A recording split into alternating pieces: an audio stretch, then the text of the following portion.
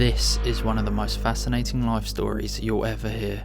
Luck is what happens when preparation meets opportunity. From growing up in poverty to owning half of the mega resorts on the Las Vegas Strip, this is the insane story of Las Vegas's grandfather, Kirk Kerkorian.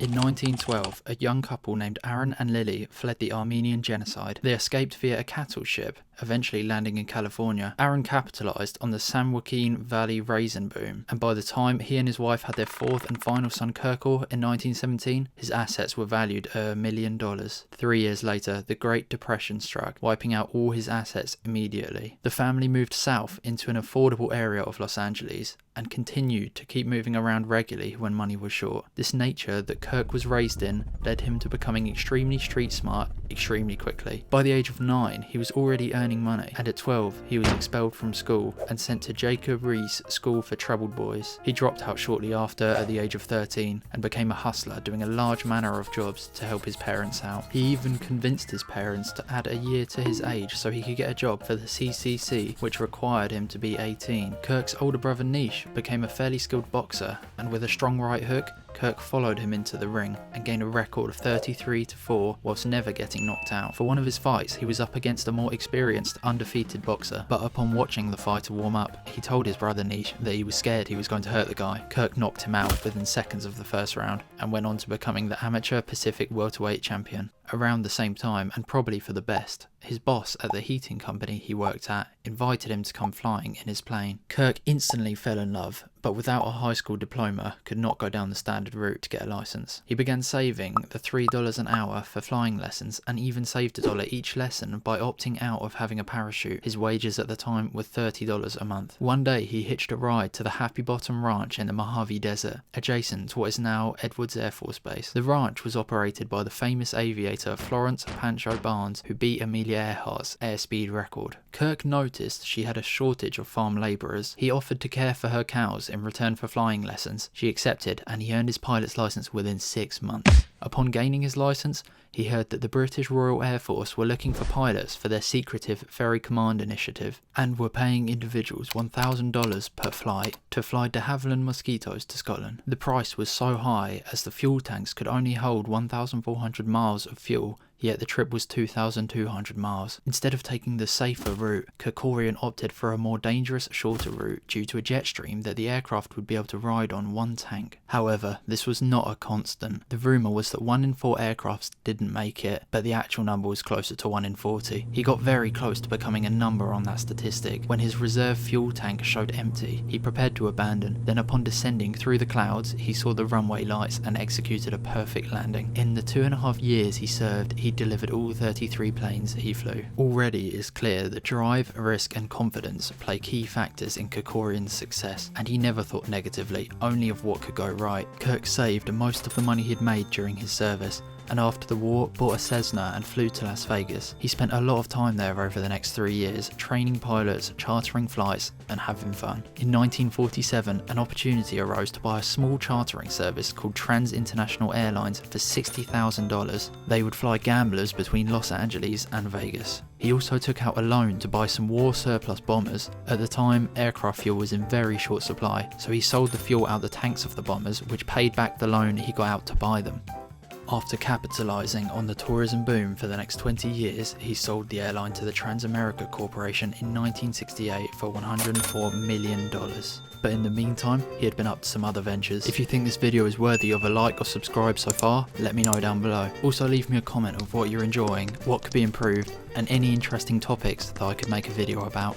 I'll be making a new video every 2 weeks, so feel free to join me on the journey. Now back to Kirk. 6 years prior to selling his company, Kirk purchased a prime plot of land that came up for sale right opposite the Flamingo for $960,000. 2 business partners, Jay Sarno and Stanley Mallon, received a loan of $10 million to develop on the property. 4 years later, in August 1966, the world-famous Caesar's Palace opened on that plot. A year later, in 1967, Kerkorian bought another large plot of land in Vegas, but but this time it was off the Strip. It cost him $5 million, but his plan was not to rent it to someone else. He worked with architect Martin Stern Jr. to design a masterpiece. He also purchased the Flamingo this year and used it to train staff for his new hotel. By this point, he was gambling big time in Vegas, on and off the tables. In 1968, he sold the Caesars Palace plot to the hotel owners for $9 million, 10xing his money. And a year later, on July the 2nd, 1969, Kirk would open the International, the world's biggest hotel with a whopping 1,512 rooms and boasting an enormous showroom. The first two performers would be Elvis Presley and Barbra Streisand.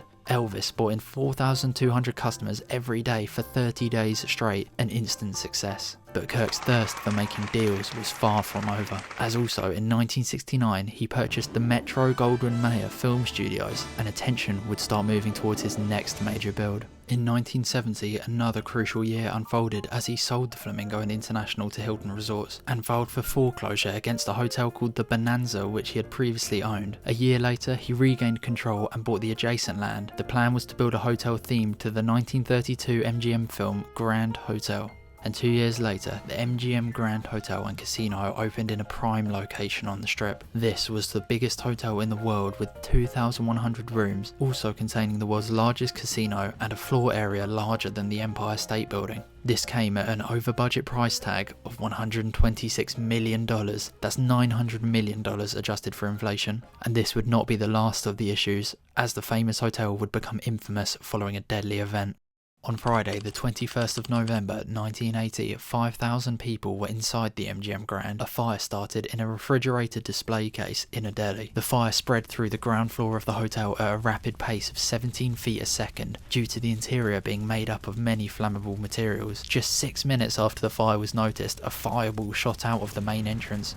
No sprinklers were installed. 18 people died in the casino. But the deaths didn't end there. Although the fire stayed on the ground floor, the smoke rose up through the entire building. Amongst the most tragic were 10 people whom perished in an elevator and a young couple that died in their sleep. Luckily, many people made it to the roof, where a huge helicopter rescue effort saved over 1,000 lives. Many more lives were saved by other valiant rescue efforts, but unfortunately a total of 85 people could not be saved. This is the deadliest disaster ever to happen in Las Vegas. The hotel reopened only 8 months later with all the updated safety systems.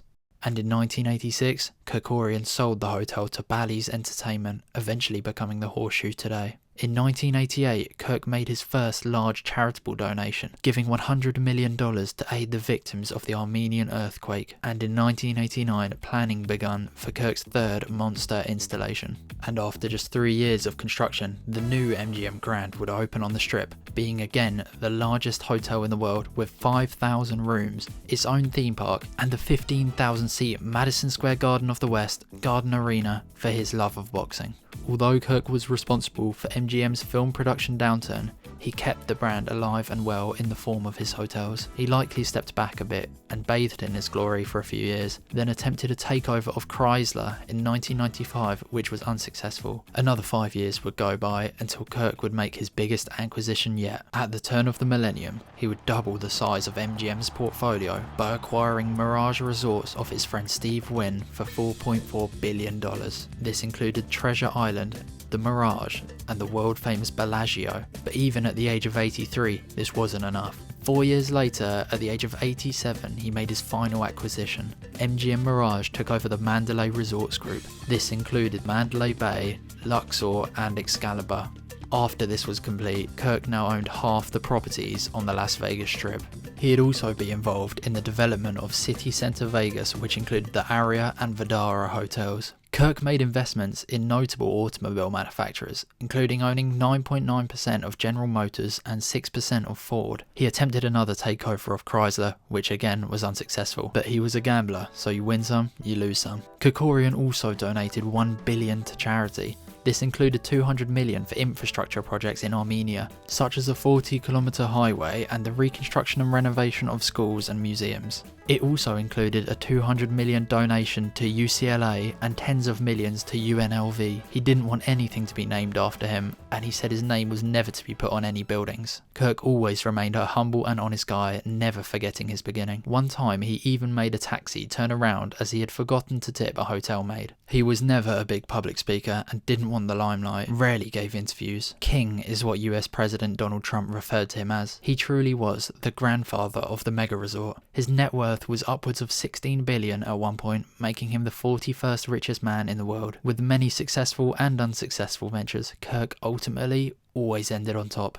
Kirk Kerkorian died on June the 15th, 2015 at the age of 98, making him the second oldest billionaire in history. What a life he lived. Thank you for watching. If you've enjoyed my Star Wars video, here's another. Don't forget to comment, like and subscribe if you feel it's worthy. See you next time.